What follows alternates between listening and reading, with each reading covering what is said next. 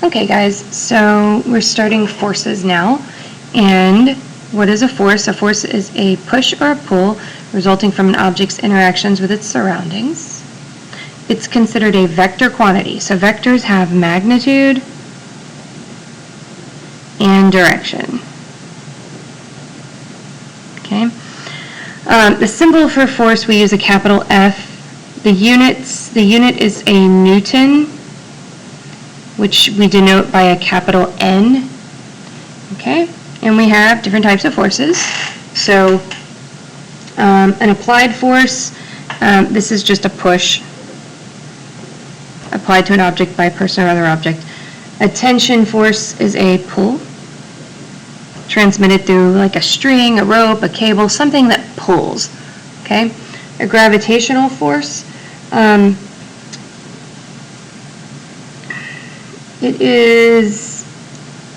it's attraction between any two objects with mass. So I'm just going to say it's between any two objects with mass. We say that this is an object's weight because on Earth, the force of attraction between the object and Earth is its weight. So think about you standing on the planet. If you were standing on a scale, it would register your weight. Okay, so technically it's a measure of your gravitational attraction to Earth. You are one object, Earth is the other. Okay, the magnitude of gravitational force can be applied using Newton's second law, which is F equals ma. Okay, in our case, A is g, gravity. So if you were to travel to another planet, your mass would remain constant because your mass is just the amount of matter that's in you, but your weight would change. Okay, because the gravity on another planet is probably not the same as it is on Earth. Okay, a normal force is a supportive force that acts, it's exerted on an object through contact with the surface. So it always acts perpendicular to the surface. All right, too big. So if you had I'll show you a picture in a minute, but if you had if you're sitting down in your chair right now watching this, you are exerting a force on your chair, and that's your weight, that's your Fg, and your chair is exerting a supportive force back on you, so that's your F normal. Okay, and we'll talk about that when we talk about friction, but friction is an opposing force, so it opposes motion. Okay, it's the resistance to motion of one object moving relative to another object, which means like a surface. We call this a contact force because it only exists if you have contact. This always acts parallel to the surface. Okay? And you have Newton's laws. I'm going to go ahead and go over these. We're not going to do much with them this moment, but you do have to understand them for your book work. Okay? Okay, so Newton's first law, we like to call this the law of inertia. An object in motion remains in motion, and an object at rest remains in rest, unless acted on by an unbalanced force. So inertia is an object's innate resistance to change motion. So you can think of it as its resistance to start moving if it's not moving, or its resistance to change direction, or to change speeds, anything that's changing the motion. That's what inertia is. Inertial reference frame, so it's the one in which the first law is true, an object at rest or moving with constant velocity, not accelerating. So in order for an object to change motion, it has to accelerate.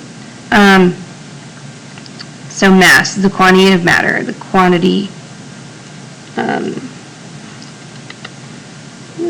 am I?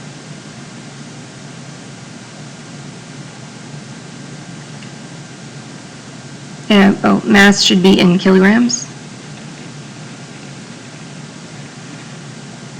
always, always in kilograms. And we denote that by a lower k and a lower g for kilograms. Sorry.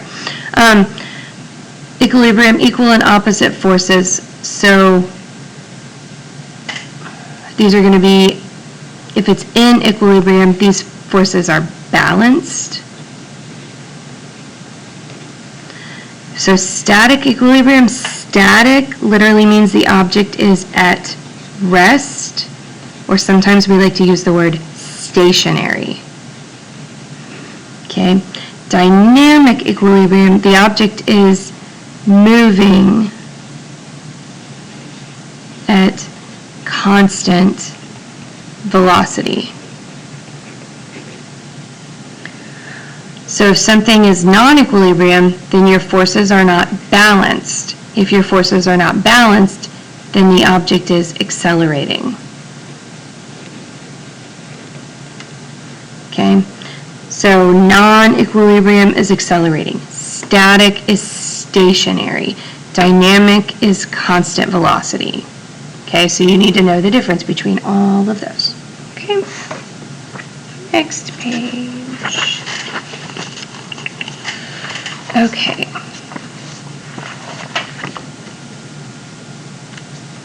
Okay, so for Newton's second law is literally just basically this formula.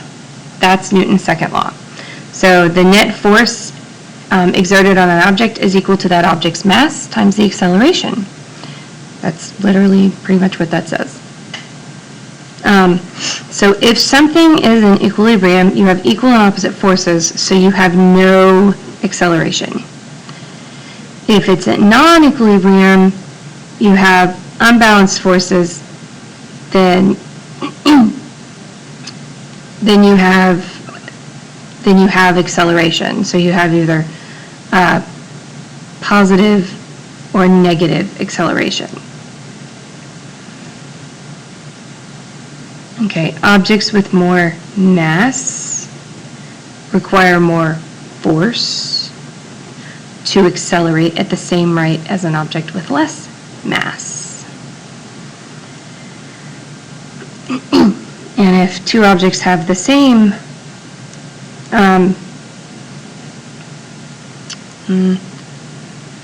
same mass, a greater force will cause a greater acceleration. So big things require more force, little things require less force. That's it.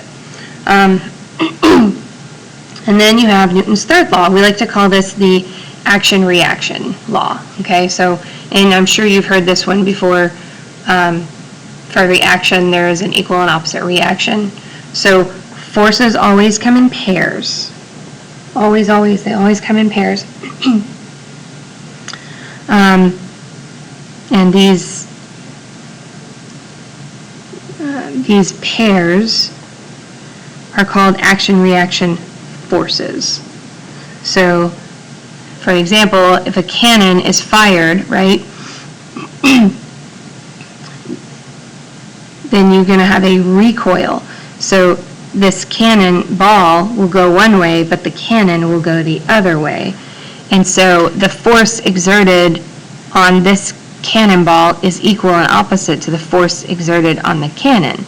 But what we just said with Newton's second law, something with less mass, if these two are given the exact same force but in opposite directions, the thing with less mass will have a greater acceleration.